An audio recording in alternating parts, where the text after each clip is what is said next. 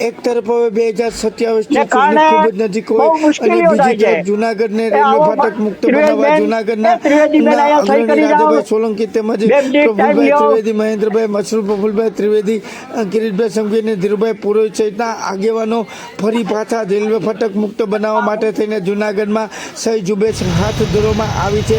તો બીજી તરફની વાત કરીએ તો ધારાસભાની 2027ની ચૂંટણી ખૂબ જ નજીક છે, જ્યારે ફરી પાછું આ આગેવાનોને જૂનાગઢને રેલવે ફાટક મુક્ત બનાવવાનું હવે સાંભળ્યું છે, પણ સાંભળ્યું તો ખરા પણ હવે મોડા જાગ્યા છો।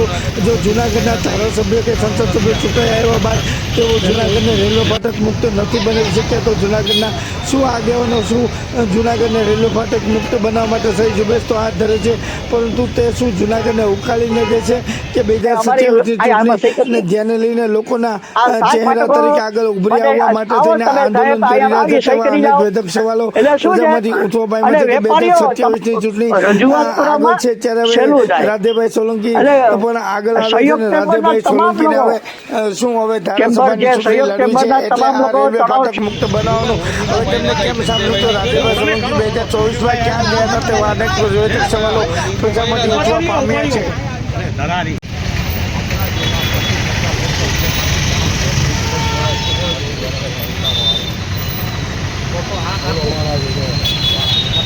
અહીંયા સહી કરી જાય તેવી નમ્ર વિનંતી છે અને જરૂર આ સહીઓની ફાટકમાંથી મુક્ત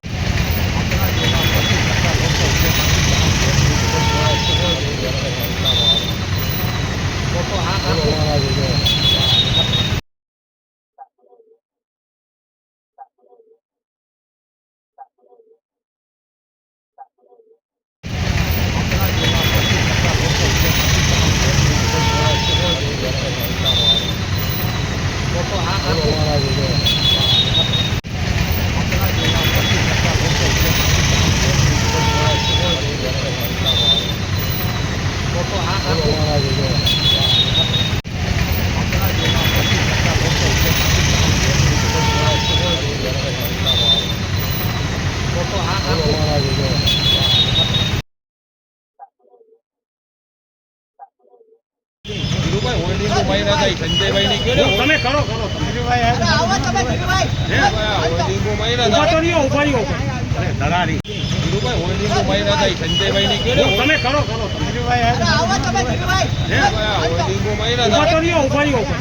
ધરારી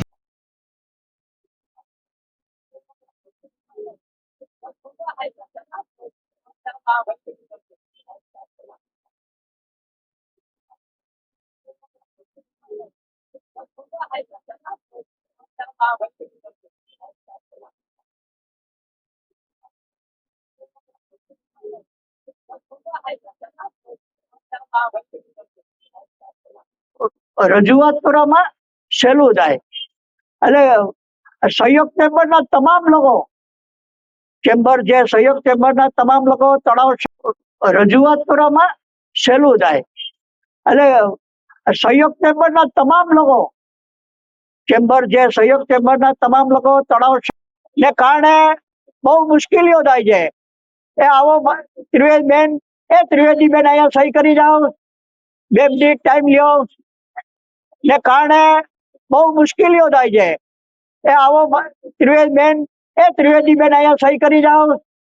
2 મિનિટ ટાઈમ લ્યો ને કારણે બહુ મુશ્કેલીઓ થાય છે।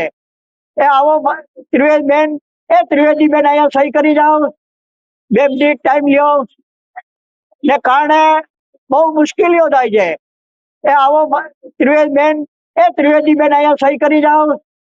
2 મિનિટ ટાઈમ લ્યો અહીંયા સહી કરી જાય તેવી નમ્ર વિનંતી છે અને જરૂર આ સહીઓની ફાટકમાંથી મુક્ત અહીંયા સહી કરી જાય તેવી નમ્ર વિનંતી છે અને જરૂર આ સહીઓની ફાટકમાંથી મુક્ત અહીંયા સહી કરી જાય તેવી નમ્ર વિનંતી છે અને જરૂર આ સહીઓની ફાટકમાંથી મુક્ત અમારી આમાં સહી કરી આ 7 ફાટકો માટે આવો તમે સાહેબ અહીંયા આવી સહી કરી જાઓ। એટલે શું છે અને વેપારીઓ તમે અમારી આમાં સહી કરી આ 7 ફાટકો માટે આવો તમે સાહેબ અહીંયા આવી સહી કરી જાઓ એટલે શું છે અને વેપારીઓ તમે અમારી આમાં સહી કરી આ 7 ફાટકો માટે આવો તમે સાહેબ અહીંયા આવી સહી કરી જાઓ એટલે શું છે અને વેપારીઓ તમે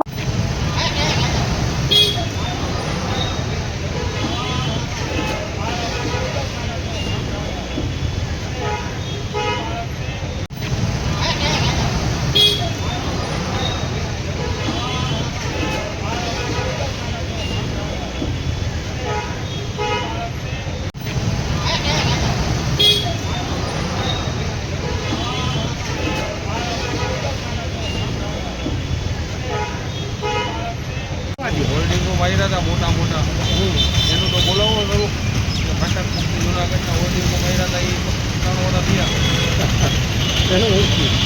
હોલ્ડિંગો માર્યા હતા મોટા મોટા એનું તો બોલાવો ખરું કે ફાટક મુક્તિ જુનાગઢના હોલ્ડિંગો માર્યા હતા એ 3 વર્ષ થયા હોલ્ડિંગો માર્યા હતા મોટા મોટા એનું તો બોલાવો ખરું કે ફાટક મુક્તિ જુનાગઢના હોલ્ડિંગો માર્યા હતા એ 3 વર્ષ થયા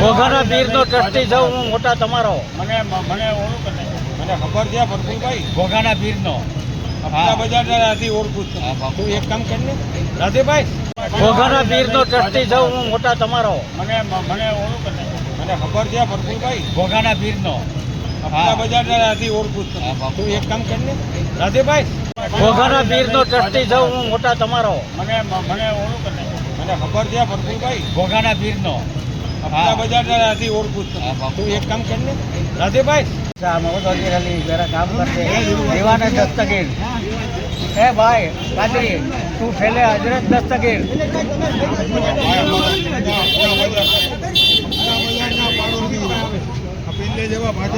मोहम्मद अली जरा काम करते दीवाने दस्तगीर ए भाई कादरी तू ठेले हजरत दस्तगीर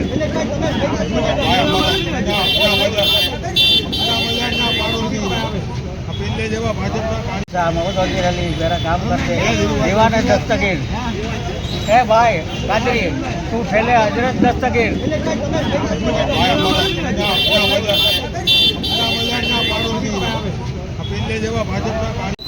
હમણાં લઈ આવું સહી કરવા સહી મોકલો ને તમે લઈ આ કામ આવવા સારું કર્યું કાકા વચન તો એટલા વરસિયા દીધું હે જીતી ગયા છે હા હા હમણાં લઈ આવું સહી કરવા સહી મોકલો ને તમે લઈ આ કામ આવવા સારું કર્યું કાકા વચન તો એટલા વરસિયા દીધું હે જીતી ગયા છે હા હા હમણાં લઈ આવું સહી કરવા સહી મોકલો ને તમે લઈ આ કામ આવવા સારું કર્યું કાકા વચન તો એટલા વરસિયા દીધું હે જીતી ગયા છે હા હા હમણાં લઈ આવું સહી કરવા સહી મોકલો ને તમે લઈ આ કામ આવવા સારું કર્યું કાકા વચન તો એટલા વરસિયા દીધું હે જીતી ગયા છે હા હા રજૂઆત કરવામાં સહેલું થાય એટલે સહયોગ ચેમ્બરના તમામ લોકો ચેમ્બર જે સહયોગ ચેમ્બરના તમામ લોકો તળાવ ધીરુભાઈ હોલ્ડિંગો માર્યા હતા સંજયભાઈ ને કહ્યું તમે કરો હોલ્ડિંગો માર્યા હતા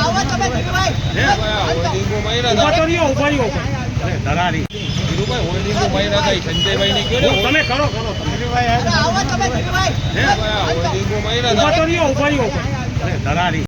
હું રાધેભાઈ સોલંકી. રાધેભાઈ આજે તમે અહીંયા રેલવે ફાટકના પ્રશ્નોને લઈને બેઠા છો, શું કહેશો?